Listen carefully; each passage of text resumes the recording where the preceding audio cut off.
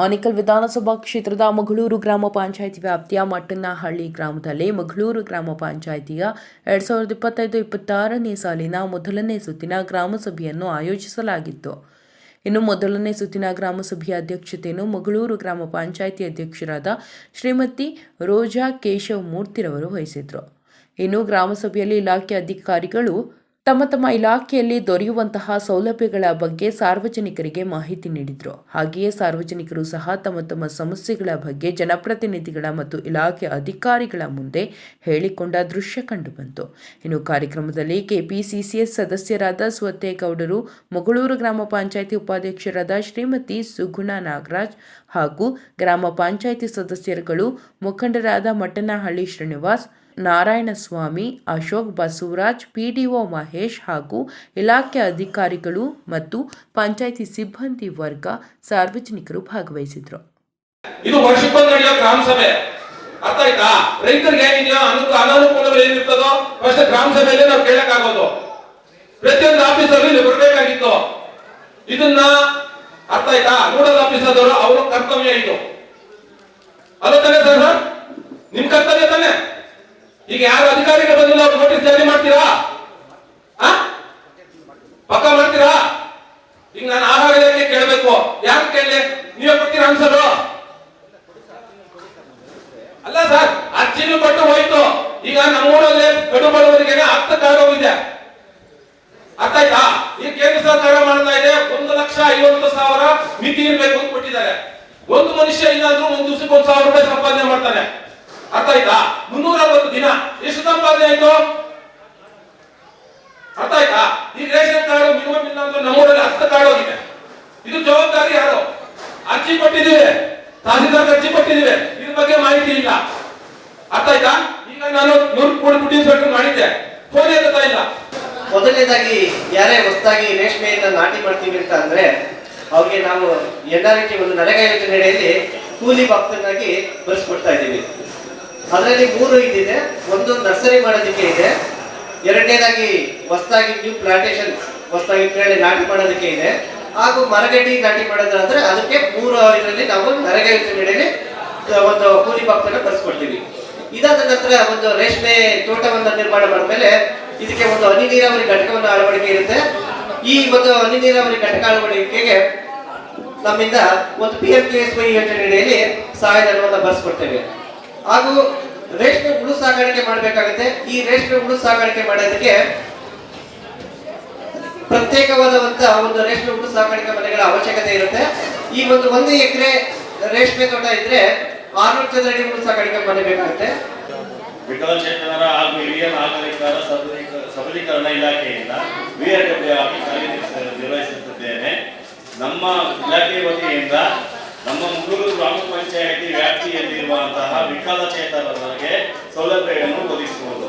So first ಮೊದಲನೇದು ವಿಕಲಚೇತನರು, ಎರಡನೇದು ಅವರಿಗೆ UDID ಮಾಡಿಸುವುದು, ಮೂರನೇದು ವಿಕಲಚೇತನರ ಮಾಹಿತಿಯನ್ನು ಒದಗಿಸುವುದು, ಸೌಲಭ್ಯಗಳನ್ನು ಕೊಡಿಸುವುದು, ಜೊತೆಗೆ ಆರೈಕೆದಾರರನ್ನು ತರಬೇತಿ ಮಾಡುವುದು, ಜೊತೆಗೆ ಸಂಘ ಸಂಸ್ಥೆಗಳನ್ನು ಮಾಡುವುದು. ಗರ್ಲ್ಸ್ ಕಾಲೇಜ್ ಹಾಸ್ಟೆಲ್ ಆನೇಕಲ್ದಲ್ಲಿದೆ, ಹಾಗೂ ST ಕಾಲೇಜ್ ಬಾಲಕರ ವಿದ್ಯಾರ್ಥಿ ನಿಲಯ ಜಿಗ್ನಿಯಲ್ಲಿದೆ, ಹಾಗೂ ಹಕ್ಕಿಪಿಕ್ಕಿ ಕಾಲೋನಿ ಭೂತನಹಳ್ಳಿಯಲ್ಲಿ ಆಶ್ರಮ ಶಾಲೆ ಇದೆ. ಒಳ್ಳೆಯ ಮೂಲಭೂತ ಸೌಕರ್ಯಗಳುಳ್ಳ ನಿಲಯಗಳಿವೆ. ಆಶ್ರಮ ಶಾಲೆಯಲ್ಲಿ 1ರಿಂದ 7ನೇ ತರಗತಿವರೆಗೂ ವಿದ್ಯಾಭ್ಯಾಸ ಕೊಟ್ಟು ವಸತಿಗಾಗಿ ನಿಲಯ ಇದೆ. ಇಷ್ಟು ನಿಲಯಗಳು, ಹಾಗೂ 1ರಿಂದ 10ನೇ ತರಗತಿವರೆಗೂ ವಿದ್ಯಾರ್ಥಿ ವೇತನ ಕೊಡಲಾಗುತ್ತೆ. ವಿದ್ಯಾರ್ಥಿ ವೇತನಕ್ಕೆ ಆನ್ಲೈನ್ ಮುಖಾಂತರನೇ ಅರ್ಜಿ ಸಲ್ಲಿಸಬೇಕಾಗುತ್ತೆ. ಅರ್ಜಿ ಸಲ್ಲಿಸಬೇಕಾದ್ರೆ income, caste, Aadhaar card, bank passbook xerox, ಇದಕ್ಕೆ ಆಧಾರ್ ಲಿಂಕ್ ಆಗಿರಬೇಕು. ಇವರು ಸಹ ಬ್ಯಾಂಕ್ನಲ್ಲಿ ಅಕೌಂಟ್ಗಳನ್ನು, ಖಾತೆಗಳನ್ನು ಸಹ ಒಳಗೊಂಡಿರ್ತೀರಾ. ಈಗಲೇ ಮುಖ್ಯವಾಗಿ 0 ಬ್ಯಾಲೆನ್ಸ್ ಅಕೌಂಟ್, ಜನ್ಧನ್ ಅಕೌಂಟ್ ಅನ್ನ ಪ್ರತಿಯೊಬ್ಬರು ಸಹ ಮಾಡಿಸ್ಕೊಂಡಿರ್ತೀರಾ. ಇದರಲ್ಲೂ ಸಹ ನಿಮಗೆ ಅನೇಕ ಸೌಲಭ್ಯಗಳು ಸಿಗುತ್ತೆ. ಈ ಅಕೌಂಟ್ ಅನ್ನ ಒಳಗೊಂಡಿರುವಂತಹ ಪ್ರತಿಯೊಬ್ಬರು ಸಹ ನಿಮಗೆ ಆಕ್ಸಿಡೆಂಟ್ ಇನ್ಶೂರೆನ್ಸ್ ಅಂದ್ರೆ ಅಪಘಾತ ವಿಮೆ 2 ಲಕ್ಷ ರೂಪಾಯಿವರೆಗೂ ಸಹ ತೆಗೆದುಕೊಳ್ಬಹುದು 0 ಬ್ಯಾಲೆನ್ಸ್ ಅಕೌಂಟ್ ಇಂದ.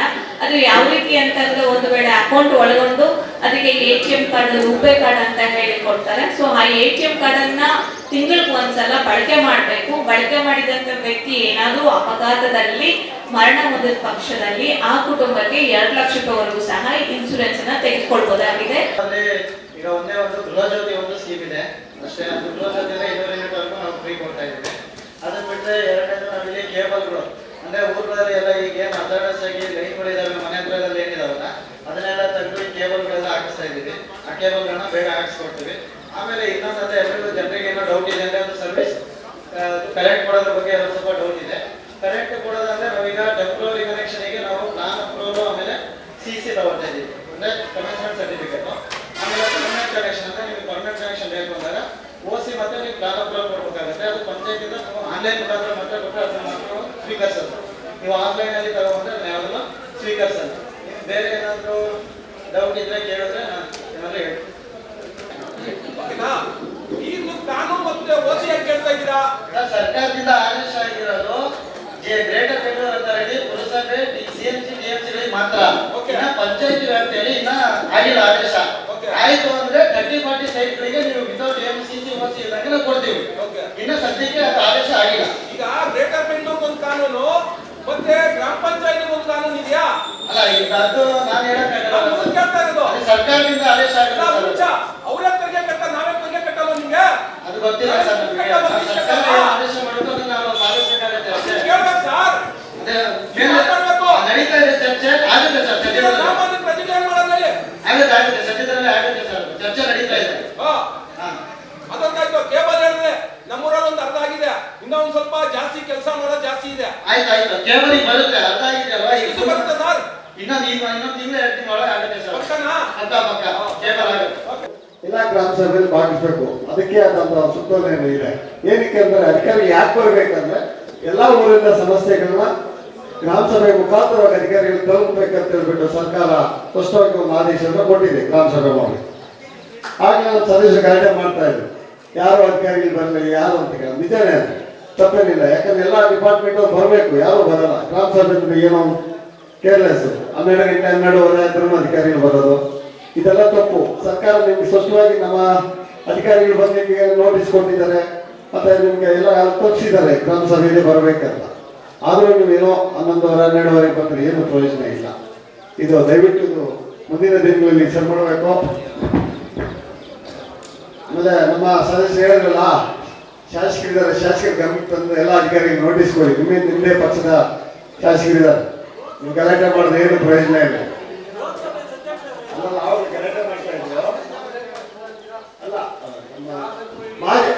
ಮಾಜಿ ಸದಸ್ಯರು ನಿಮ್ಮದೇ ಪಕ್ಷದ ಶಾಸಕರಿದ್ದಾರೆ, ನಿಮ್ಮ ಶಾಸಕರಿಗೆ ನೋಟಿಸ್ ಕೊಡಿ ಅಧಿಕಾರಿಗಳಿಗೆ. ಅದರಿಂದ ದಯವಿಟ್ಟು ನಾನು ಒಂದು ಮನವಿ ಮಾಡ್ಕೊಳ್ಳೋದೇನೆಂದ್ರೆ ಸರಿಯಾದ ಟೈಮ್ಗೆ ಅಧಿಕಾರಿಗಳು ಬರಬೇಕು. ಗ್ರಾಮ ಪಂಚಾಯಿತಿಯಲ್ಲಿ ಕುಂದುಕೊರತೆಗಳನ್ನ ಗ್ರಾಮ ಪಂಚಾಯಿತಿ ಅಧ್ಯಕ್ಷ ಇರ್ತಾರೆ, PDO ಇರ್ತಾರೆ. ನಮ್ಮ ಮಟ್ಟಿಗೆ ನಾವು ಸಾಲ್ವ್ ಮಾಡಿರ್ತೀವಿ ಎಲ್ಲ ಸಮಸ್ಯೆ. ನೀವು ಯಾವ ಅಧಿಕಾರಿಗಳು ಅವ್ರಿಗೂ ಬಿಡಲ್ಲ. ಆದ್ರೂ ಸಣ್ಣ ಪಣ್ಣ ಇದ್ದಾಗ ಅಧಿಕಾರಿಗಳು ರೇಷ್ಮೆ ಇಲಾಖೆ ಇರ್ಬೋದು, KEB ಲೋಕಲ್ ಡಿಪಾರ್ಟ್ಮೆಂಟ್ ನಾವು ನೋಡ್ಕೊಳ್ತೀವಿ. ದೊಡ್ಡ ತಾಲೂಕು ಪಂಚಾಯತಿ ನೋಡಿ ರೆವಿನ್ಯೂ ಅವರು ಒಬ್ರು ಬಂದಿದ್ರು. ಯಾಕಂದ್ರೆ ಕೆಲವು ಪ್ರಾಬ್ಲಮ್ಸ್ ಇದೆ, ಸರ್ವೆ ಅವು ಇವೆಲ್ಲ ಅವ್ಯಾರು ಯಾವೆಲ್ಲ ಬಂದ್ರೆ ಒಳ್ಳೇದು, ಬಂದಿಲ್ಲ. ಇದು ಮಾತಾಡಿ ಲಾಸ್ಟ್ ನೆಕ್ಸ್ಟ್ ಇಲ್ಲ ಗ್ರಾಮ ಸಭೆ, ಇದೇ ಕಡೆ ಗ್ರಾಮ ಸಭೆ ಆಗಿರ್ತದಲ್ಲ. ಆಯ್ತು, ಈಗೇನು ಏನು ಸಾಮಾನ್ಯ ಸಭೆಯಲ್ಲಿ ಒಂದು ಸದಸ್ಯರಿಗೆ 20 ಲಕ್ಷ ರೂಪಾಯಿ ಕೊಡ್ಬೇಕಂತ ನಿಗದಿಯನ್ನ ಮಾಡಿದ್ದೀವಿ. ಇದನ್ನ ನೀವು ಯಾವ ಕಾಮಗಾರಿಗಳಿದೆಯೋ ಅದನ್ನ ಬೇಗ ಕೊಡಿ. ಕಾಮಗಾರಿಗಳು ಕೊಟ್ಟು ಬೇಗ ಆಕ್ಷನ್ ಪ್ಲಾನ್ ಆಗಲಿ. ಅಧ್ಯಕ್ಷರು ಮತ್ತೆ ಈ ಕುಟುಂಬದ ನಾಯಕರುಗಳು ಬೇಗ ಆದಷ್ಟು ಬೇಗ ವಾಟ್ಸಪ್ ಆಯ್ತು ಆಕ್ಷನ್ ಪ್ಲಾನ್ ಅಪ್ರೂವಲ್ ಮಾಡಿಸ್ಕೊಂಡು ಇಂಟರ್ ಕೆಲಸಗಳನ್ನ ಕಾಮಗಾರಿಗಳನ್ನ ಸ್ಟಾರ್ಟ್ ಮಾಡೋಣ. ಕಡೆ ಲಾಸ್ಟ್ ಊರುಗಳಲ್ಲಿ ಯಾರು ನಮ್ಮನ್ನು ಬೈಲಿದ್ರೆ ಸಾಕು. ಯಾಕಂದ್ರೆ 5 ವರ್ಷ ಏನೋ ಅಷ್ಟು ಕೆಲಸ ಮಾಡಿದೀವಿ, ಲಾಸ್ಟಲ್ಲಿ ಏನೋ ಅಷ್ಟು ಕೆಲಸ ಮಾಡ್ಕೊಂಡು ಮನೆಗೆ ಹೋಗ್ಬಿಡ್ತೀವಿ. ಲಾಸ್ಟಲ್ಲಿ ಹೋಗೋಗಿ ಬೈಸ್ಕೊಳ್ಳೋದು ಬೇಡ ಅಂತ ಅಷ್ಟೇ. ಇಲ್ಲಾಂದ್ರೆ ಮನೆಗೆ ಹತ್ರ ಯಾಕೆ ತುರುಕು ಹೋಗಿದ್ದಾರೆ, ನಮ್ಮ ಮನೆ ಹತ್ರ ಲೈಟ್ ಇಲ್ಲ, ಕಾಂಕ್ರೀಟ್ ಇಲ್ಲ. ಅದಕ್ಕೆ ಬೇಗ ನಮ್ಮ PDO ಸಾರು ಅಧ್ಯಕ್ಷರು ಬೇಗ ಗಮನ ಹರಿಸಿ ಸದಸ್ಯರ ಹತ್ರ ಕಾಮಗಾರಿಗಳನ್ನು ಇಸ್ಕೊಂಡು ಆದಷ್ಟು ಬೇಗ ಗ್ರಾಮ ಸಭೆ ಸಾಮಾನ್ಯ ಸಭೆಯನ್ನು ಕರೆದು ಅದರಲ್ಲಿ ಮಣ್ಣೆ ಮಾಡಿಕೊಂಡು ತಾಲೂಕ್ ಪಂಚಾಯತಿ ಜಿಲ್ಲಾ ಪಂಚಾಯತಿಯಲ್ಲಿ ಆಕ್ಷನ್ ಪ್ಲಾನ್ ಅಪ್ರೂವಲ್ ಮಾಡಿಸ್ಕೊಂಡು ಕೆಲಸ ಕಾರ್ಯಗಳನ್ನ ಬೇಗ ಸ್ಟಾರ್ಟ್ ಮಾಡೋಣ. ಎಲ್ಲರೂ ಕೋಪರೇಟ್ ಕೊಡ್ತೀವಿ, ಎಲ್ಲರೂ ಸಹಕಾರ ಕೊಡ್ತೀವಿ. ನಾನು ಹೋಗ್ಬೇಕಾಗ್ತದೆ. ದಯವಿಟ್ಟು ನನ್ನ ಒಂದು ಪಾಸ್ಪೋರ್ಟ್ ರಿನ್ಯೂವಲ್ ಇದೆ, 2:15 ಹೋಗ್ಬೇಕು.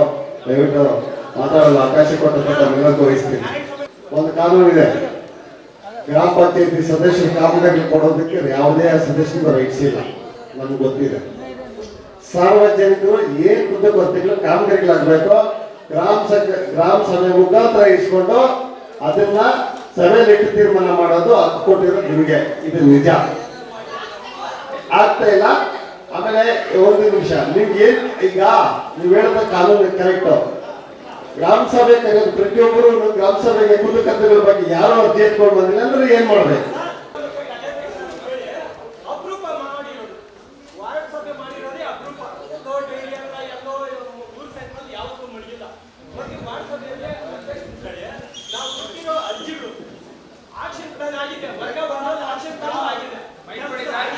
ಅಲ್ಲಲ್ಲ, ಒಂದ್ ನಿಮಿಷ, ಈಗ ಕೆಲಸ ಆಗ್ಲಿದ್ದು ಅಧಿಕಾರಿಗಳು ತಪ್ಪಲ್ಲ, ಒಂದ್ ತಿಳ್ಕೊಳ್ಳಿ. ಇದ್ರಲ್ಲ ಸದಸ್ಯರ ಅವ್ರಿಗೆ ಕೇಳಿ, ನೀವು ಕೊಟ್ಟು ಕೆಲಸನ ಕಾಮಗಾರಿಯಲ್ಲಿ ಸೇರಿಸೋದು ಅಧಿಕಾರಿಗಳ ಕರ್ತವ್ಯ. ಅದಾದ ನಂತರ ಕೆಲಸ ಆಗ್ಬೇಕಂದ್ರೆ ನೀವು ಓಟ ಕಲ್ಸಿದಿಲ್ಲ ಅವ್ರಿಗೆ ಕೇಳಬೇಕು, ಅವ್ರ ಜವಾಬ್ದಾರಿ.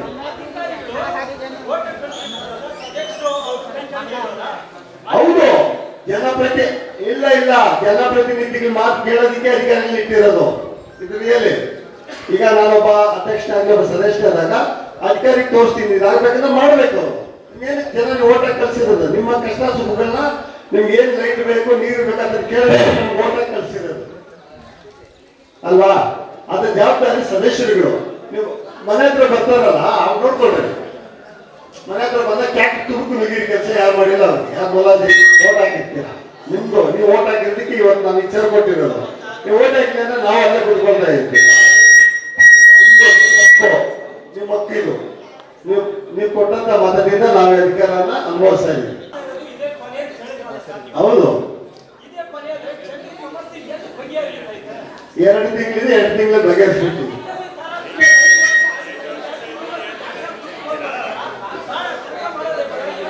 ಕೆಲಸ ಮಾಡಬೇಕು ಮಾಡಬಾರ್ದು ಅಂತ ನೀವು ಕೇಳಂಗಿಲ್ಲ. ಒಂದ್ ನಿಮಿಷ, ನಿಮ್ಗೆ ಏನ್ ಅಲ್ಲ, ಒಂದ್ ನಿಮಿಷ, ನೀವು ಕೆಲಸ ಮಾಡಬಾರ್ದು ಅಂತ ಕೇಳ, ನೀವು ರೈಟ್ಸ್ ಮಾತ್ರ ಇರೋದು. 5 ವರ್ಷ ಕೊಟ್ಟಿಲ್ಲ ಅಂದ್ರೆ ನೀವು ಓಟ್ ಹಾಕಿದ್ರೆ ಸದಸ್ಯರಿಗೆ ಕೇಳಬೇಕು, ಗ್ರಾಮ ಸಭೆ ಕೇಳಿದ್ರೆ ಏನು ಇಲ್ಲಿ ಇಲ್ಲ ಪಂಚಾಯತ್ಗೆ ಸಂಬಂಧ ಇಲ್ಲ. ನಿಮ್ಮೂರು ನೀನು ಓಟ್ ಹಾಕಿ ಸಿಗ್ತೀರ ಸದಸ್ಯರು, ಅವ್ರ ಜವಾಬ್ದಾರಿ. ಇವತ್ತು ಗ್ರಾಮ ಸಭೆ ಅಧಿಕಾರಿಗಳು ಎಲ್ಲ ಅಧ್ಯಕ್ಷರು PDO ಸಂಬಂಧನೇ ಇಲ್ಲ. ಇದು ಸ್ಪಷ್ಟವಾಗಿ ಹೇಳ್ತಾರದು. ನಮಸ್ಕಾರ, ಬರ್ತೀನಿ. ಮಾತಾಡೋದು ಅವಕಾಶ ಕೊಡ್ತಾರೆ. ನನ್ನ ಪಾಸ್ಪೋರ್ಟ್ ರಿನ್ಯೂವಲ್ ಹೋಗ್ತೀನಿ. ನಮಸ್ಕಾರ ಎಲ್ಲ ಸಿಗ್ಲಿಲ್ಲ. ನಮಗೂ ಅಸಮಾಧಾನ ಇದೆ.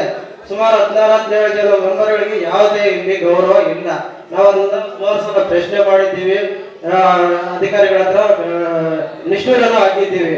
ಇದುವರೆಗೂ ನಾವು ಕೊಟ್ಟಿರುವಂತ ಯಾವುದೇ ಕೆಲಸಗಳಿಗಾಗ್ಲಿ ಅರ್ಜಿಗಳಿಗಾಗ್ಲಿ ಬೆಲೆ ಇಲ್ಲ. ಒಂದೊಂದು ಅರ್ಜಿಗೆ 4 ಸಲ 10 ಸಲ ಒಬ್ಬ ಫಲಾನುಭವಿ ತಿರ್ಬೇಕು ಅಂತ ಅಂದ್ರೆ ನಾವು ಸದಸ್ಯರು ಅವ್ರಿಗೆ ಏನು ಉತ್ತರ ಕೊಡ್ಬೇಕು? ಅದಕ್ಕೆ ಅಧಿಕಾರಿಗಳು ನಮಗೆ ಸರಿಯಾಗಿ ಸ್ಪಂದಿಸ್ತಾ ಇಲ್ಲ. ನಾನು ಈ ವೇದಿಕೆ ಮುಖಾಂತರ ಹೇಳ್ತಾ ಇದ್ದೀನಿ. ಸುಮಾರು ನನ್ನ ಹತ್ರ ಇರುವಂತಹ ಕೆಲವು ದಾಖಲೆಗಳ ಪ್ರಕಾರ 2021 ಇಸ್ವಿಯಿಂದ ಕೊಟ್ಟಿರೋ ಅರ್ಜಿಗಳಿಗೆ ಇದುವರೆಗೂ ಪ್ರತಿಫಲ ಸಿಗ್ಲಿಲ್ಲ. ನಾವು ಎಷ್ಟು ಜನ ಎಷ್ಟು ಅಧಿಕಾರಿಗಳ ಹತ್ರ ನಾವು ತಿರುಗಬೇಕು? ಇದಕ್ಕೆ ಪರಿಹಾರ ಯಾವಾಗ? ಕಂದಾಯ ಇಲಾಖೆಯವರು ನಮ್ಗೆ ಸಿಗ್ತಾರೆ ಅಂತ ನಾವು ಧೈರ್ಯದಿಂದ ಹತ್ರ ಇದ್ದಾರೆ ಅಂತ ಹೋಗ್ತಾ ಇರ್ತೀವಿ, ಬರ್ತಾ ಇರ್ತೀವಿ. ಹೋದಾಗೆಲ್ಲ ಒಂದೊಂದು ಕತೆ. ಇದುವರೆಗೂ ಯಾವುದೇ ಪರಿಹಾರ ನಮ್ಗೆ ಸಿಗ್ಲಿಲ್ಲ. ಒಂದು ದಾರಿ ವಿಚಾರ ಆಗಿರ್ಬೋದು, ಒಂದು ಸರ್ಕಾರಿ ಆಸ್ತಿ ವಿಚಾರ ಆಗಿರ್ಬೋದು, ಯಾವುದನ್ನು ನಮ್ಗೆ ನ್ಯಾಯ ಸಿಗ್ಲಿಲ್ಲ. ಅಧಿಕಾರಿಗಳು ಈಗ ಯಾರೋ ಕೆಲವರು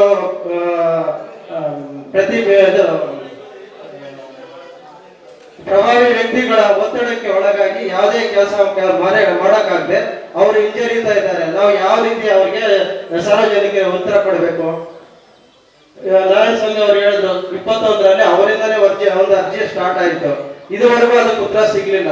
ಈಗ ಅವರೇ ಹೇಳ್ತಾರೆ, ನೀವು ಏನೇ ಕೇಳಬೇಕು ಅಂದ್ರೆ ನಿಮ್ಮ ಪ್ರತಿನಿಧಿಗಳು ಯಾರೋ ನಿಮ್ ಮೆಂಬರ್ಸ್ ಯಾರಿರ್ತಾರೆ ಅವ್ರು ಕೇಳಿ ಅಂತ ಹೇಳ್ತಾರೆ. ಒಂದು ನಮ್ಮ ಮುಗ್ಳೂರಿನಲ್ಲಿ 1500 ಜನಕ್ಕೆ ನಾವು 4 ಜನ ಮೆಂಬರ್ಸ್ ಇದ್ದೀವಿ. ಎಲ್ಲ 1500 ಜನ ಪಂಚಾಯತಿಗೆ ಬಂದು ಕೇಳಕ್ಕಾಗಲ್ಲ ಅಂತ ನಮ್ಗೆ ಚಲಾಯಿಸಿದ್ದಾರೆ. ಆ 4 ಜನರಲ್ಲಿ ಎಷ್ಟು ಜನಕ್ಕೆ ಎಷ್ಟು ಬೆಂಬಲ ಸಿಗ್ತಾ ಇದೆ ನಮ್ಮ ಪಂಚಾಯತಿನಲ್ಲಿ? ಒಂದು ಲೈಟ್ ಹಾಕ್ಸ್ಬೇಕಂದ್ರೆ 10 ಸಲ ತಿರ್ಬೇಕು, 10 ಫೋನ್ಗಳು ಮಾಡ್ಬೇಕು. ಒಂದು ಲೈಟ್ ಇಲ್ಲ, ಒಂದು ಚರಂಡಿ ಕ್ಲೀನ್ ಮಾಡಿಸ್ಬೇಕಂದ್ರೆ 10 ಸಲ ಕೇಳಬೇಕು. ಒಂದು ವ್ಯವಸ್ಥೆ ಇಲ್ಲ. ನಾವು ಯಾರನ್ನ ಕೇಳ್ಬೇಕು ಹೇಳಿ? ಪ್ರತಿ ಸಲ ಮೀಟಿಂಗ್ ಅಲ್ಲೂ ಹೋದಾಗಲೂ ಮಾತಾಡುವಾಗ ವಿಚಾರಗಳು ಬೇರೆ ತರ ಇರ್ತವೆ ಹೊರತು ನಮ್ಮ ಪ್ರಶ್ನೆಗಳಿಗೆ ಉತ್ತರನೇ ಇರೋದಿಲ್ಲ. ಈ ಅಳಲನ್ನ ನಾನು ಈ ವೇದಿಕೆ ಮುಖಾಂತರ ಹೇಳ್ತಾ ಇದ್ದೀನಿ. ಹಾಗೂ ನನಗಿರುವಂತ ಕೆಲವು ಅರ್ಜಿಗಳನ್ನ ಈ ವೇದಿಕೆ ಮೇಲೆ ನಾನು ಕೊಡ್ತಾ ಇದ್ದೀನಿ. ಇದನ್ನ ಸಮರ್ಪಕವಾಗಿ ಪೂರೈಸಿಕೊಡ್ಬೇಕು ಅಂತ ಈ ವೇದಿಕೆ ಮುಖಾಂತರ ನಾನು ಕೇಳ್ಕೊಳ್ತಾ ಇದ್ದೀನಿ. ಇನ್ನು ಕೆಲವು ಇಲಾಖೆಯವರು ಬರಬೇಕಿತ್ತು. ಕಾರಣ ಅದಕ್ಕೆ ನಾನು ಕೂಡ ಒಂದು ಸಮಾಧಾನ ಹೇಳೋದಕ್ಕೆ ನಾನು ಬಯಸ್ತಾ ಇದ್ದೀನಿ. ಏನಪ್ಪಾ ಅಂತಂದ್ರೆ, ಮಾನ್ಯ ಶಾಸಕರು ಬೆಳಗಾವಿ ಅಧಿವೇಶನದಲ್ಲಿ ಇದ್ದ ಕಾರಣ ತಾಲೂಕಿನಲ್ಲಿ ಬಹಳ ಮುಖ್ಯವಾದ ಕಾರ್ಯಕ್ರಮಗಳನ್ನು ಆಯೋಜನೆ ಮಾಡಿಕೊಂಡಿದ್ದಾರೆ.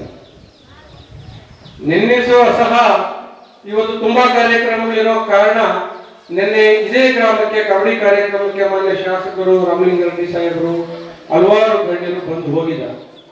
ನಮ್ಮ ಶಾಸಕರು ಇವತ್ತು ಬರ್ಬೇಕಂತೇಳಿ ನಮ್ಮ ಅಧ್ಯಕ್ಷರು ನಾವು ಕೂಡ ಮನವಿ ಮಾಡಿದ್ವಿ.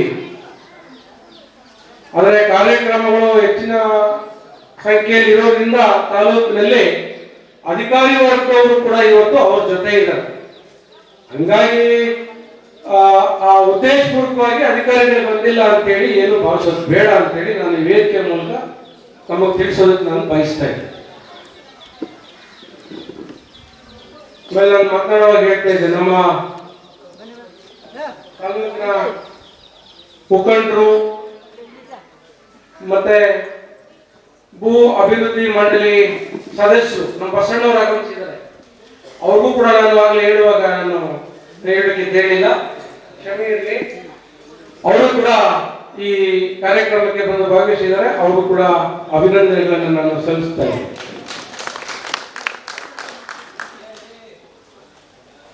ಇಲ್ಲಿ ಗ್ರಾಮ ಸಭೆ ಅನ್ನೋದ್ರ ಬಗ್ಗೆ ಅಧಿಕಾರಿಗಳಿಗೆ ಎಷ್ಟು ಗೊತ್ತಿದೆಯೋ ಅಷ್ಟು ಸಾರ್ವಜನಿಕರು ಕೂಡ ತಿಳ್ಕೊಳ್ಬೇಕು.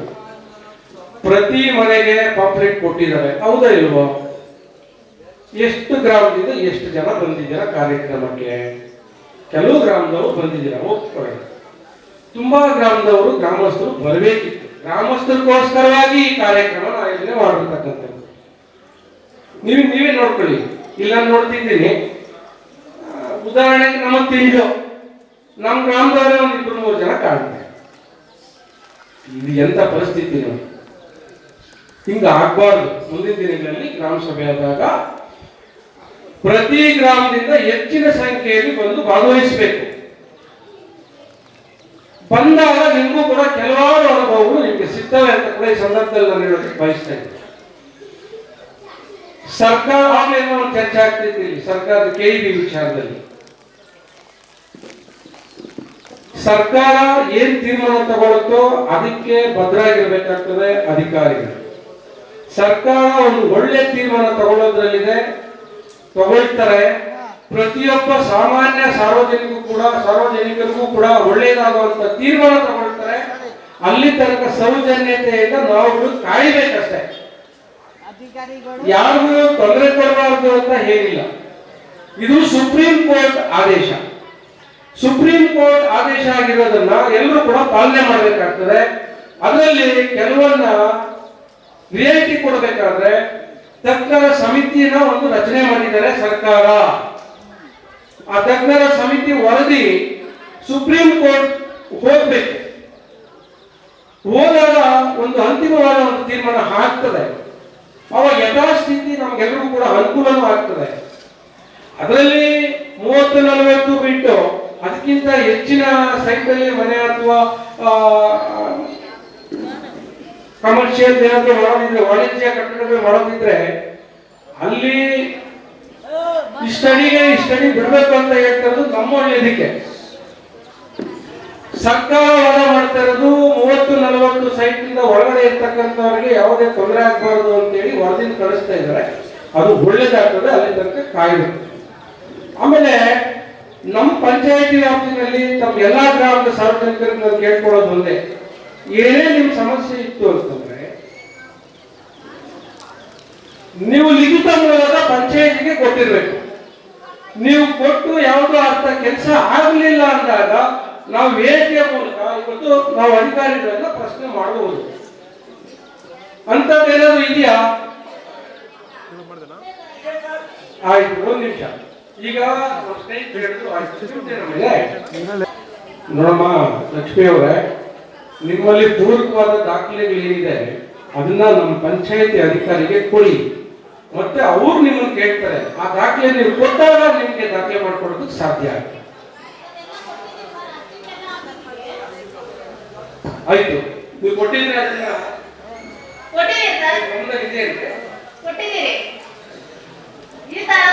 ಆಯ್ತು ಆಯ್ತು ಆಯ್ತು, ನೀವು ಕೊಟ್ಟಿರೋದನ್ನ ಪರಿಶೀಲನೆ ಮಾಡ್ತಾರೆ. ಆಯ್ತು, ನಾನೊಂದು 2 ಮಾತು ಮಾತಾಡಿ ಮುಗಿಸ್ತೀನಿ. ಈ ತರ ಏನಾದ್ರು ಇತ್ತು ಅಂತಂದ್ರೆ ಒಟ್ಟಾರೆ ನೀವು ಕೊಟ್ಟಿರ್ತಕ್ಕಂತ ಅರ್ಜಿಗಳ ನಕಲನ್ನ ಇದ್ರೆ ಈಗ ಇಲ್ಲಿ ಕೊಡಿ ನಮ್ಮ ಕೈಗೆ. ನಮ್ಮ ಅಧ್ಯಕ್ಷರು ಇರ್ತಾರೆ, ಎಲ್ಲ ಸದಸ್ಯರು ಇರ್ತಾರೆ. ಅದನ್ನ ಸರಿ ಇದೆಯೋ ಸರಿ ಇಲ್ವೋ ನಮ್ಮ ಅಧಿಕಾರಿಗಳು ಪರಿಶೀಲನೆ ಮಾಡಿ ಅದಕ್ಕೆ ಉತ್ತರ ಕೊಡ್ತಾರೆ. ಆಯ್ತೇನಮ್ಮ? ಮತ್ತೆ ಎಲ್ಲರೂ ಕೂಡ ನಾನು ಕೊನೆಯದಾಗಿ ಒಂದು ಮನವಿ, ಮೊನ್ನೆ ಶಾಸಕರು ಬಂದಿಲ್ಲ ಅನ್ನೋದಕ್ಕೆ ಅವರ ಪರವಾಗಿ ನಾನು ಮತ್ತೊಮ್ಮೆ ತಮ್ಮಲ್ಲಿ ನಾನು ಮನವಿ ಮಾಡ್ಕೊಳ್ತಾ ಇದ್ದೀನಿ. ತಾಲೂಕಿನಲ್ಲಿ ಬಹಳ ವಿಶೇಷವಾದಂತಹ ಕಾರ್ಯಕ್ರಮಗಳಿಂದ ಇರೋದ್ರಿಂದ ಅವರು ಇವತ್ತು ಮಠನಹಳ್ಳಿಯಲ್ಲಿ ಗ್ರಾಮ ಪಂಚಾಯತಿ ಕಾರ್ಯಕ್ರಮಕ್ಕೆ ಬರೋದಕ್ಕೆ ಸಾಧ್ಯವಾಗಲಿಲ್ಲ. ಹಂಗಾಗಿ ಬಂದಿಲ್ಲ ಅಂತ ಯಾರು ಕೂಡ ಅದನ್ನ ಭಾವಿಸಬಾರ್ದು ಅಂತೇಳಿ ಸಂದರ್ಭದಲ್ಲಿ ನಾನು ಹೇಳಿ, ನಿಮ್ದು ಏನೇ ಕೆಲಸವಿದ್ರು ನಮ್ಮ ಸದಸ್ಯರ ಗಮನಕ್ಕೆ ತನ್ನಿ, ಆಯಾ ಗ್ರಾಮದಲ್ಲಿ ಇರ್ತಕ್ಕಂಥ ಸದಸ್ಯರ ಗಮನಕ್ಕೆ. ಅಲ್ಲೊಂದು ಸಮಯ ವಿಳಂಬ ಆದಾಗ ನಾವು ಕೂಡ ಅಧಿಕಾರಿಗಳಲ್ಲಿ ಆ ವಿಚಾರ ಚರ್ಚೆ ಮಾಡ್ತೀವಿ. ನಿಮ್ ಕೆಲಸ ಮಾಡೋದಕ್ಕೆ ಎಲ್ಲರೂ ಸಿದ್ಧವಾಗಿದ್ದಾರೆ, ನಾವು ಕೂಡ ಇದ್ದೀವಿ. ನಮ್ಮ ತಾಲೂಕಿನ ತಮ್ಮೆಲ್ಲರೂ ನೆಚ್ಚಿನ ಶಾಸಕರು ಕೂಡ ತಮ್ಗೆಲ್ಲರೂ ಕೂಡ ಸಹಕಾರ ಕೊಡ್ತಾರೆ ಅಂತ ಈ ಸಂದರ್ಭದಲ್ಲಿ ಹೇಳಿ ನನ್ನ ಮಾತನ್ನ 2 ಮಾತು ಮಾತಾಡೋದಕ್ಕೆ ಅವಕಾಶ ಮಾಡಿಕೊಟ್ಟಂತ ತಮ್ಮೆಲ್ಲರಿಗೂ ಇದ್ದಾಗ ಅಂದ್ರೆ ಟಿಪಿ ಸದಸ್ಯ ಆಗಿದ್ದಾಗ ಹಲವಾರು ಕೆಲಸಗಳಾಗಿದೆ. ಈ ಭಾಗದಲ್ಲಿ ರಸ್ತೆಗಳು ಕನ್ನಡಿ ಆಗ್ಬೋದು, ಕೂತ್ಕನ್ನಡಿ ಆಗ್ಬೋದು, ಕೂದೂರು ಆಗ್ಬೋದು, ಎಲ್ಲಾ ರಸ್ತೆಗಳು ಅವರು ಅಧಿಕಾರದಲ್ಲಿದ್ದಾಗ ಎಲ್ಲಾ ಕೆಲಸಗಳಾಯ್ತು. ಈ ನಡುವೆ ಸ್ವಲ್ಪ ಕುಂಠಿತ ಆಗಿದೆ ನನ್ನ ಅಭಿಪ್ರಾಯ, ಯಾಕೋ ಏನೋ ಗೊತ್ತಿಲ್ಲ. ಮತ್ತೆ ಇನ್ನೊಂದು ವಿಚಾರ ಏನ್ ಹೇಳ್ತೀನಿ ಅಂದ್ರೆ, ಹೇಳ್ಬೋದೋ ಹೇಳ್ಬಾರ್ದ ಗೊತ್ತಿಲ್ಲ, ಆದ್ರೂ ಹೇಳ್ತೀನಿ. ಗ್ರಾಮ ಸಭೆ ನಮ್ಮ ಸಮಸ್ಯೆಗಳನ್ನ ಹೇಳ್ಕೊಳ್ಳೋಕೆ ಈ ಕಾರ್ಯಕ್ರಮ ಮಾಡೋದು. ಆದ್ರೆ ಇಲ್ಲಿರೋದು ದಯಮಾಡಿ ತಪ್ಪು ತಿಳ್ಕೊಂಬೇಡಿ, ಎಲ್ಲ ಆಶಾ ಕಾರ್ಯಕರ್ತರು ಮತ್ತೆ ಪಂಚಾಯತಿ ವಾರ್ಡ್ ಮೆಂಬರ್ಗಳು, ಅದು ಬಿಟ್ಟು ಸಾರ್ವಜನಿಕರು ಯಾರು ಬಂದಿಲ್ಲ. ಯಾಕೆ ಬಂದಿಲ್ಲ ಅಂದ್ರೆ ಗೌಡ್ರು ಹೇಳಿದ್ರು ಬರಬೇಕು, ಎಲ್ಲ ಊರಲ್ಲಿ ಎಲ್ಲ ಹೇಳಿ ಇರ್ತಾರೆ ಬರಬೇಕು ಅಂತ ಹೇಳಿದ್ರು. ಆದ್ರೆ ಯಾಕೆ ಬರಲ್ಲ ಅಂದ್ರೆ ಸಾಮಾನ್ಯ ಪ್ರಜೆ ಕೆಲಸ ಒಂದು ಆಗ್ತಾ ಇಲ್ಲ. ಲೀಡರ್ಗಳು ಅವ್ರು ಹೇಳ್ಬೇಕು, ಎಲ್ಲೋ ರಿಮೋಟ್ ಕಂಟ್ರೋಲ್ ಅಲ್ಲಿ ಕೆಲಸಗಳಾಗ್ತಾ ಇದೆ, ನಮ್ಮ ಯಾರಿಗೂ ಆಗ್ತಾ ಇಲ್ಲ. ಉದಾಹರಣೆ ಹೇಳ್ತೀನಿ ಸರ್, 5 ವರ್ಷದಿಂದ ನಾವು ಓಡಾಡ್ತಾ ಇದೀವಿ. ನೀವು ಗೊತ್ತಿರಂಗೆ, ನೀವೇನು ಅತ್ತಿಗೆಲ್ಲೇ ಸಿಟಿಯಲ್ಲಿ ಇಲ್ಲ, ನೀವು ಪಕ್ಕದ ಹಳ್ಳಿಯವರೇ. ನಾವು ಮುಳ್ಳೂರಿಂದ ತಿಂಸನಕ್ಕೆ ಹೋಗೋ ಪಾಲ್ದಾರಿ ಎಷ್ಟೋ ವರ್ಷಗಳಿಂದ ಇತ್ತು. ನಾವು ಅದೇ ದಾರಿಯಲ್ಲಿ ನಮ್ಮ ಅಪ್ಪ, ನಮ್ಮಮ್ಮ, ನಮ್ಮ ಅಜ್ಜಿ, ತಾತ ಎಲ್ಲರೂ ಅದೇ ದಾರಿಯಲ್ಲಿ ಎಲ್ಲ ಊರವರೆಲ್ಲ ಓಡಾಡ್ತಾ ಇದ್ರು. ಆ ದಾರಿ ಏಕಾಏಕಿ ಮುಚ್ಚಿಬಿಟ್ರು. ಅದಕ್ಕೆ ಯಾರು ನಾವು ಹೇಳ್ಕೊಬೇಕು ಸಮಸ್ಯೆ? ಯಾರಿಗೆ ಹೇಳ್ಕೊಬೇಕು ಸಮಸ್ಯೆ? ತಿನ್ಸಂದ್ರ ದಾರಿ ರೆವಿನ್ಯೂ ಡಿಪಾರ್ಟ್ಮೆಂಟ್ ಅವ್ರು ಬಂದಿಲ್ಲ, ಇನ್ಯಾರು ಹೇಳ್ಬೇಕು ಸಮಸ್ಯೆ? ಸರ್ 3 ಜನ ಮುಗಿದವ್ರವ್ರೆ, ಕೇಳ್ಕೊಳ್ಳಿ ಬೇಕಾದ್ರೆ. ಹೆಂಗ್ ಓಡಾಡ್ಬೇಕು? ಇದೇ ತಾಲೂಕ್ ಪಂಚಾಯತಿ ಟಿಪಿ ಮುರ್ಜಿ ಅವರ ಅಧ್ಯಕ್ಷರಾಗ ಅಲ್ಲೇ ವೈಷ್ಣವ ಮಾಡವ್ರೆ. ಇವಾಗ ರಸ್ತೆನೇ ಇಲ್ಲ ಅಂದ್ರೆ ನಾವು ಹೆಂಗ್ ಓಡಾಡೋದು? ಸ್ಕೂಲ್ ಮಹರ್ಷಿ ಸ್ಕೂಲ್ ಇದೆ, ಬೆಲ್ ಸ್ಪ್ರಿಂಗು, ಚಾಂಪಿಯನ್, ಎಲ್ಲ ವಿದ್ಯಾರ್ಥಿಗಳೆಲ್ಲ ಹಂಗೆ ಓಡಾಡಬೇಕು. ಯಾವ ದಾರಿಯಲ್ಲಿ ಓಡಾಡೋದು? ಇದ್ರ ಬಗ್ಗೆ ಶಾಶ್ವತ ಪರಿಹಾರ ನೀವು ವೇದಿಕೆ ಮೇಲೆ ಇಷ್ಟು ಜನ ಇದ್ದಾರೆ ಕೇಳಿ. ಮತ್ತೆ ಶ್ರೀಶಕ್ತಿ ಅವರು ಇಷ್ಟು ಗುಂಪುಗಳಿದೆ, ಅವ್ರಿಗೊಂದು ಸಮುದಾಯ ಭವನ ಮಾಡಿಕೊಟ್ರೆ, ಮುಳ್ಳೂರು ಹೆಡ್ ಕ್ವಾರ್ಟರ್ಸ್ ಎಲ್ಲೋ ಒಂದು ಜಾಗ ಹಿಡಿದು ಅಲ್ಲೊಂದು ಸಮುದಾಯ ಭವನ ಮಾಡಿಕೊಟ್ರೆ ಎಷ್ಟು ಜನಕ್ಕೆ ಅನುಕೂಲ ಆಗುತ್ತೆ ಸರ್? ಸರ್, ಅಧಿಕಾರ ಬರೋದು ಒಂದೇ ಸತಿ, ಆದ್ರಿಂದ ಏನೋ ಮಾಡಿಬೇಕಂತ 4 ಜನಕ್ಕೆ ಅನುಕೂಲ ಆಗಂಗೆ ಮಾಡಿಕೊಟ್ರೆ ಶಾಶ್ವತವಾಗಿ ಹೆಸರಿರುತ್ತೆ. ಅದು ತಾವು ಗಮನಕ್ಕೆ ಕೊಡ್ತಾ ಇದ್ದೀವಿ. ಇದೊಂದು ಗಮನ ಕೊಟ್ಟು ನೀವೇ ಇದಕ್ಕೆ ಹೇಳ್ಬೇಕು ಸರ್. ಇವಾಗ ರೈತರು ಬಾಲು ಕೇಳ್ಕೊಂಡು ಸಾರ್ವಜನಿಕವಾಗಿ ರಸ್ತೆ ಇದ್ದು ಅದು ಸಾರ್ವಜನಿಕರ ಅನುಕೂಲ ಆಗಬೇಕು. ನಮ್ಮ ಮುಳ್ಳೂರು ಗ್ರಾಮ ಪಂಚಾಯತಿ ಸದಸ್ಯರು ಈಗಾಗಲೇ ಸುಮಾರು ಅರ್ಜಿಗಳನ್ನ ಕೊಟ್ಟಿರೋದನ್ನ ಮಾಹಿತಿ ಕೊಟ್ಟಿದ್ದಾರೆ.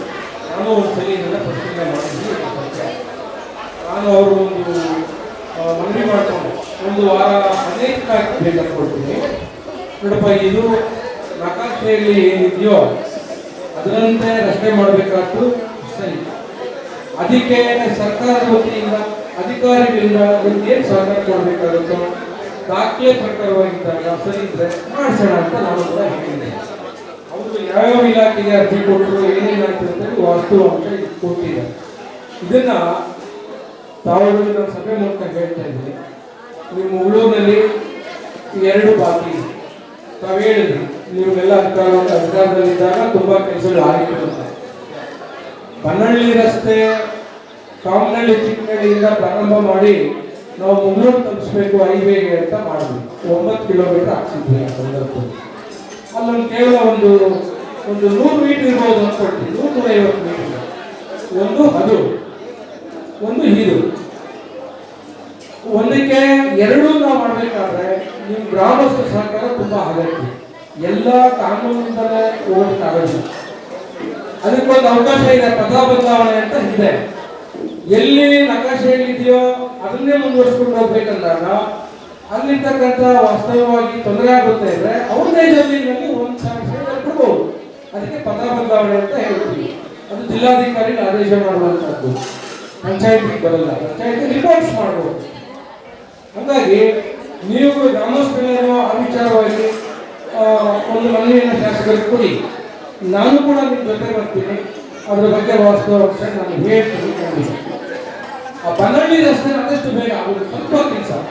ನಿಮ್ಮ ಸಹಕಾರ ಇದ್ರೆ ನೀವೇನಾದ್ರು ಬನ್ನಿ ನನಗೆ ಕಂಪ್ಲೇಂಟ್ ಆಗಕ್ಕೆ ಅಂದ್ರೆ ಅದು ಶಾಸಕರಿಗೆ ಹೇಳಿ ಯಾವತ್ತು ಬಿಲ್ ಮಾಡಬೇಕೋ ಮಾಡೋಣ.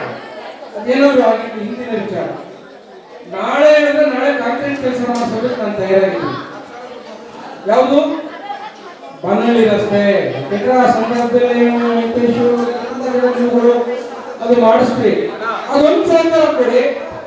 ನಾನು ಹೇಳ್ತಾ ಇದ್ದೀನಿ, ತಕ್ಷಣ 100 ಮೀಟರ್ಗೆ ಕಾಂಕ್ರೀಟ್ ವ್ಯವಸ್ಥೆ ಮಾಡೋ ಕೆಲಸ ನಾನು ಮಾಡೋದಕ್ಕೆ ರೆಡಿ ಇದ್ದೀನಿ.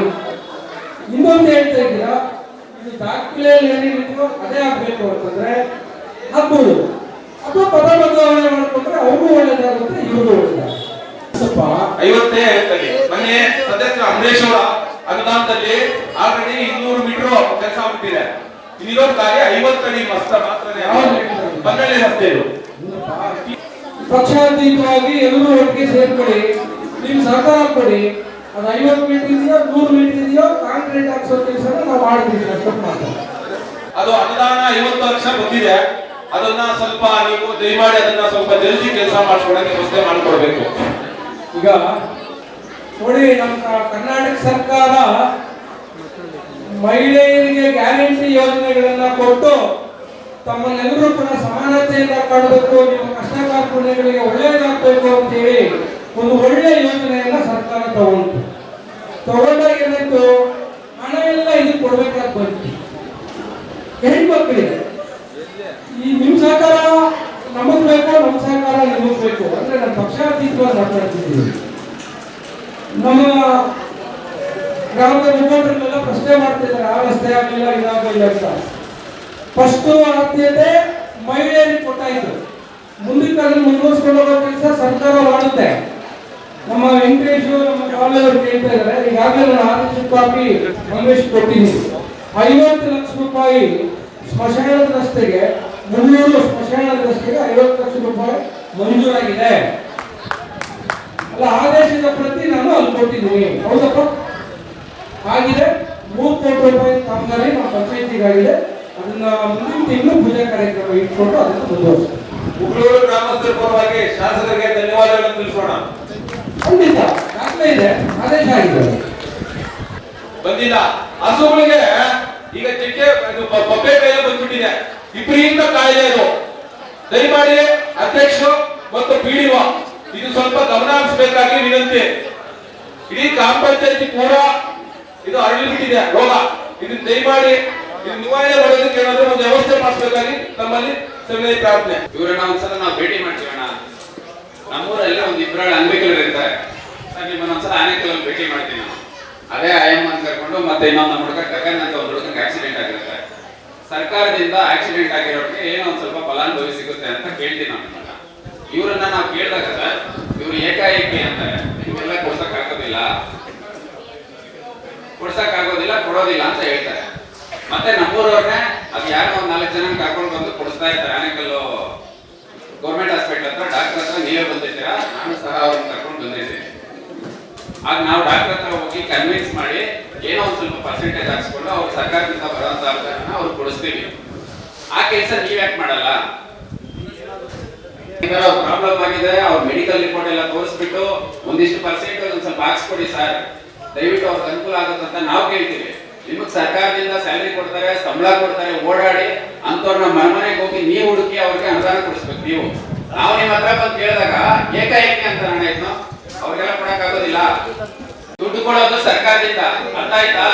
ನೀವು ಅಧಿಕಾರಿಗಳ ಹತ್ರ ಕನ್ವಿನ್ಸ್ ಮಾಡ್ಬೇಕು, ತೀರಾ ಅವ್ರ ಹತ್ರ ಆಗಿದೆ, ದಯವಿಟ್ಟು ಇನ್ನೂ ಒಂದ್ ಸ್ವಲ್ಪ ಪರ್ಸೆಂಟೇಜ್ ಹಾಕ್ಬಿಟ್ಬಿಟ್ಟು ಇನ್ನೂ ಒಂದ್ ಸ್ವಲ್ಪ ಅನುದಾನ ಕೊಡಿ ಅವ್ರಿಗೆ ಅಂತ ನೀವ್ ಹೇಳ್ಬೇಕು.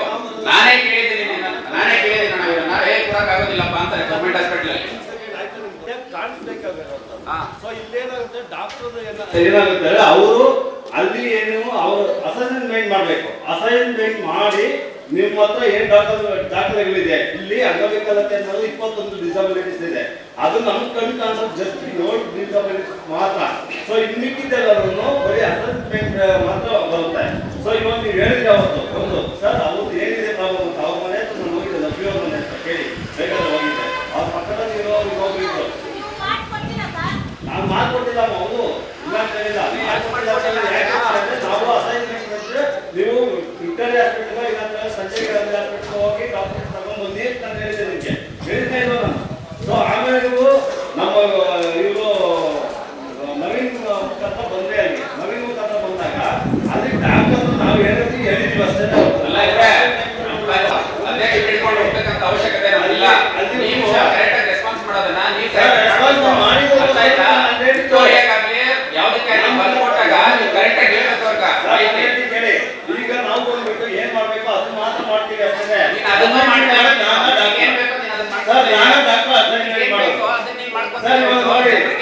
ಮಾಡ್ತಾ ಇಲ್ಲ. ಅವತ್ತೇ ಕೆಲಸ ಏನು ಅಂತ ಗೌರ್ಮೆಂಟ್ ಹಾಸ್ಪಿಟಲ್ ನಮ್ಗೆ ಗೊತ್ತಾಯ್ತು. ಗೌರ್ಮೆಂಟ್ ಹಾಸ್ಪಿಟಲ್ ಮೇಲೆ ದಯವಿಟ್ಟು ಆಕ್ಷನ್ ತಗೊಳ್ಳಿ ಇಂಥವ್ರ ಮೇಲೆ. ಏನು ರೆಸ್ಪಾನ್ಸ್ ಮಾಡಿಲ್ಲ ಅಲ್ಲಿ ಬಂದಿದ್ದೀವಿ ನಾವು, ಅಲ್ಲಿ ನಾವು ಬಂದಿದ್ದೀವಿ ಅವತ್ತು. ಅವತ್ತು ನಾವು ಗೌರ್ಮೆಂಟ್ ಹಾಸ್ಪಿಟಲ್ ಬಂದಿದ್ದು ನೋಡಿದ್ರ? ನೋಡಿದ್ರೆ ಇಲ್ವಾ? ನಿಮ್ಗೆ ಎಷ್ಟು ಪರ್ಸೆಂಟೇಜ್ ಬೇಕು ಅಷ್ಟು ಮಾತ್ರ ಮಾಡಬೇಕು. ಹೇಳೋದಕ್ಕೆ ಕೇಳಿ ಸರ್, ಆಯ್ತು ನಾವು ನೋಡಿದ್ರೆ ಇಲ್ವಾ?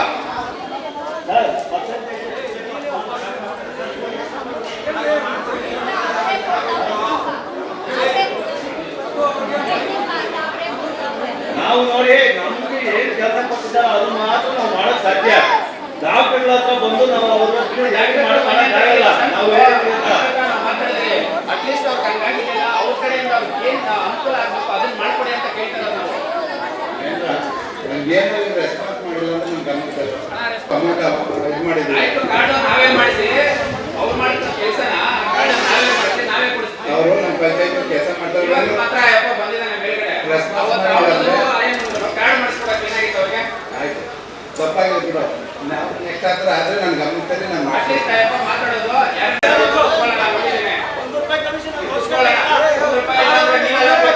ಸರ್ಕಾರದವ್ರು ಕೊಡ್ತಾರೆ ಕೊಡಿಸ್ಬೇಕಾಗಿತ್ತು ಅಥವಾ ಬಡವರು ಕೊಡಿಸ್ಬೇಕಾಗಿತ್ತು. ಈ ಕೆಲಸ ಬಿಡು ಬಿಡು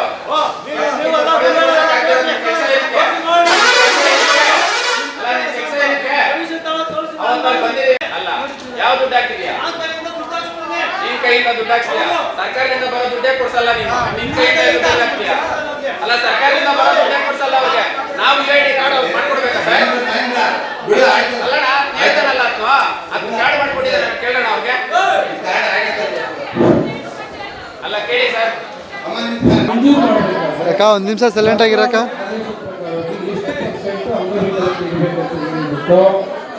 ಆ ಸರ್ಟಿಫಿಕೇಟ್ ಡಾಕ್ಟರ್ ಕೊಡಬೇಕು. ಡಾಕ್ಟರ್ ಕೊಟ್ಟಿದ್ದು ಅವ್ರು ಏನಾದರೂ ಅದನ್ನು ಡಿಲೇ ಮಾಡಿದ್ರೆ ಅದಕ್ಕೆ ನಾವು ಹೇಳೋಣ. ಎಷ್ಟು ಪರ್ಸೆಂಟ್ ಇರಬೇಕು ಅಂತ ಹೇಳ್ತಿದ್ದೀನಿ. ಎಷ್ಟು ಪರ್ಸೆಂಟ್ ಇರಬೇಕು ಮಾಡ್ತೀವಿ. ಕೊಟ್ಟಿದ್ದಾರೆ ಯಾವ್ದಾದ್ರು ಕೊಟ್ಟಿರೋದಿದೆಯಪ್ಪ? ಯಾರಾದ್ರೂ 40% ಇರಬೇಕಂತ ಅನ್ಕೊಂಡಿದ್ದಾರೆ. ಡಾಕ್ಯುಮೆಂಟ್ಸ್ ಇದೆಯಾ? ಡಾಕ್ಯುಮೆಂಟ್ಸ್ 45% ಅಲ್ಲ 45% ನಾವು ಹಾಕಿಸ್ಕೊಂಡು ಕಾರ್ಡ್ ಮಾಡಿ. ಅಲ್ಲ, ಅಮೌಂಟ್ ಬಂದಿದೆ ಸರ್ ಅವ್ರಿಗೆ.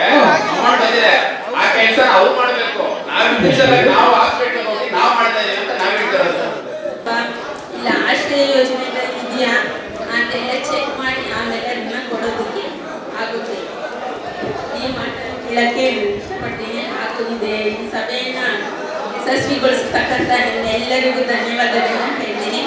ಹಾಗೂ ನಮ್ಮ ಗುರುಗಳಾದ ಉಮಾದೇವಿ ಮಿಸ್ ಅವರು ಬಂದಿದ್ದಾರೆ, ಅವ್ರಿಗೂ ಸಹ ನನ್ನ ಹೃತ್ಪೂರ್ವಕ ಧನ್ಯವಾದಗಳು ಹೇಳ್ತೀನಿ. ಮುಗಳೂರು ಗ್ರಾಮ ಪಂಚಾಯತಿ ವ್ಯಾಪ್ತಿಯ ಮಟ್ನಳ್ಳಿ ಗ್ರಾಮದಲ್ಲಿ ಗ್ರಾಮ ಸಭೆಯನ್ನು ಆಯೋಜನೆ ಆಗಿತ್ತು. ಈ ಒಂದು ಗ್ರಾಮ ಸಭೆ ಭಾಳ ಯಶಸ್ವಿಯಾಗಿ ಪೂರ್ಣಗೊಂಡಿದೆ. ಈ ಗ್ರಾಮ ಸಭೆಗೆ ಬಂದಿರತಕ್ಕಂಥ ಎಲ್ಲ ನಮ್ಮ ಪಂಚಾಯತಿ ವ್ಯಾಪ್ತಿಯ 13 ಗ್ರಾಮದ ಎಲ್ಲ ಸಾರ್ವಜನಿಕರಿಗೆ ಈ ಕಾರ್ಯಕ್ರಮದ ಪರವಾಗಿ ನಾನು ಅಭಿನಂದನೆಗಳನ್ನು ಸಲ್ಲಿಸಿ, ಮತ್ತು ಹಾಗೆಯೇ ಈ ಸಭೆಗೆ ಅಧಿಕಾರಿ ವರ್ಗದವರು ಮತ್ತು ನಮ್ಮ ಪಂಚಾಯಿತಿಯ ಎಲ್ಲ 23 ಜನ ಸದಸ್ಯರುಗಳು, ಅಧ್ಯಕ್ಷರು, ಉಪಾಧ್ಯಕ್ಷರು ಎಲ್ಲರೂ ಕೂಡ ಈ ಒಂದು ಸಭೆಗೆ ಆಗಮಿಸಿ ಕಾರ್ಯಕ್ರಮವನ್ನು ಯಶಸ್ವಿಯಾಗಿ ಮುನ್ನಡೆಸಿರ್ತಾರೆ. ಅವರೆಲ್ಲರಿಗೂ ಕೂಡ ನಾನು ಧನ್ಯವಾದಗಳನ್ನು ಹೇಳೋದಕ್ಕೆ ನಾನು ಬಯಸ್ತಾ ಇದ್ದೀನಿ. ಮತ್ತು ಈ ಕಾರ್ಯಕ್ರಮವನ್ನು ಭಾಳ ವಿಶೇಷವಾಗಿ ನಮ್ಮ ಮುಗಳೂರು ಗ್ರಾಮ ಪಂಚಾಯಿತಿ ಸಿಬ್ಬಂದಿ ವರ್ಗದವರು ವ್ಯವಸ್ಥಿತವಾಗಿ ಅವರ ಕಾರ್ಯವೈಖರಿಯನ್ನು ಮುಂದುವರಿಸಿಕೊಂಡು ಹೋಗಿರ್ತಾರೆ. ಅವರಿಗೆ ನಾನು ಮತ್ತೊಮ್ಮೆ ವಿಶೇಷವಾಗಿ ನಾನು ಅಭಿನಂದನೆಗಳನ್ನು ಸಲ್ಲಿಸೋದು ನನ್ನ ಕರ್ತವ್ಯನೂ ಆಗಿದೆ. ಹಾಗಾಗಿ ಭಾಳ ಯಶಸ್ವಿಯಾಗಿದೆ. ಮೊನ್ನೆ ಶಾಸಕರು ಇವತ್ತು ಈ ಒಂದು ಸಭೆಗೆ ಬರಬೇಕಿತ್ತು. ಅವರು ಅಧಿವೇಶನದ ಅಲ್ಲಿ ಇದ್ದ ಕಾರಣ ನಮ್ಮ ತಾಲೂಕಿನಲ್ಲಿ ಸುಮಾರು ಕಾರ್ಯಕ್ರಮಗಳು ಬಾಕಿ ಇತ್ತು. ಹಾಗಾಗಿ ಇವತ್ತು ತಾಲೂಕಿನ 3 ಪಂಚಾಯಿತಿಗಳಲ್ಲಿ ಪೂಜಾ ಕಾರ್ಯಕ್ರಮಗಳಿತ್ತು, ಹಲವಾರು ಕಾರ್ಯಕ್ರಮಗಳಿದ್ದರಿಂದ ಇವತ್ತು ಈ ಸಭೆಗೆ ಬಂದಿಲ್ಲ ಅಂದರೂ ಕೂಡ ಅವರು ಏನು ಕೆಲಸ ಮಾಡಬೇಕಾಗಿತ್ತು ಅದನ್ನು ಅಧಿಕಾರಿ ವರ್ಗದವರು ತಿಳಿಸ್ಕೊಟ್ಟಿದ್ದಾರೆ. ನಾನು ಕೂಡ ಅವ್ರ ಪರವಾಗಿ ಹೇಳ್ತಾ ಇದ್ದೀನಿ. ಕೆಲವಾರು ಅಹವಾಲುಗಳಿಲ್ಲಿ ಬಂದಿದ್ದಕ್ಕೆ ಮಾನ್ಯ ಶಾಸಕರು ಯಾವತ್ತೂ ಜನಸೇವೆ ಮಾಡೋದಕ್ಕೆ ತಯಾರಾಗಿದ್ದಾರೆ. ಅವ್ರಿಗೆ ಮನವಿ ಪತ್ರಗಳನ್ನು ಕೊಡಿ, ಆ ಕೆಲಸನ ಅವ್ರು ಮಾಡಿಕೊಡ್ತಾರೆ. ನಾನು ನಿಮ್ಮ ಜೊತೆ ಇರ್ತೀನಿ ಅಂತ ನಾನು ಎಲ್ಲರಿಗೂ ಕೂಡ ಒಂದು ಭರವಸೆಯನ್ನು ಕೊಟ್ಟು ನಾನು ಈ ಒಂದು ಕಾರ್ಯಕ್ರಮದಲ್ಲಿ ಭಾಗವಹಿಸಿ ನನ್ನ ಮಾತನ್ನು ಮುಗಿಸ್ತಿದ್ದೀನಿ. ಇದು ನಮ್ಮ ಮಟ್ನಳ್ಳಿದಲ್ಲಿ ಗ್ರಾಮ ಸಭೆ ಮಾಡಿರೋದು 25-26ನೇ ಸಾಲಿನ ಮೊದಲ ಸುತ್ತಿನ ಗ್ರಾಮ ಸಭೆ ಇದು. ಇಲ್ಲಿ ಬಂದಿರತಕ್ಕಂತಹ ಅಧಿಕಾರಿಗಳಿಗೆ ಹಾಗೂ ಚುನಾಯಿತ ಪ್ರತಿನಿಧಿಗಳಿಗೆ ಹಾಗೂ ಸಾರ್ವಜನಿಕರಿಗೆ ಹಾಗೂ ಸ್ವಾತೇಗೌಡಣ್ಣವರು, ಬಸವಣ್ಣವರು, ನಮ್ಮೂರಿನ ಶ್ರೀನಿವಾಸಣ್ಣವ್ರಿಗೂ ಹಾಗೂ ಎಲ್ಲ ಗ್ರಾಮ ಪಂಚಾಯಿತಿಯ ಸಿಬ್ಬಂದಿ ವರ್ಗದವ್ರಿಗೂ ನಾನು ಹೃತ್ಪೂರ್ವಕ ಧನ್ಯವಾದಗಳನ್ನ ಹೇಳೋಕ್ಕೆ ಇಷ್ಟಪಡ್ತೀನಿ.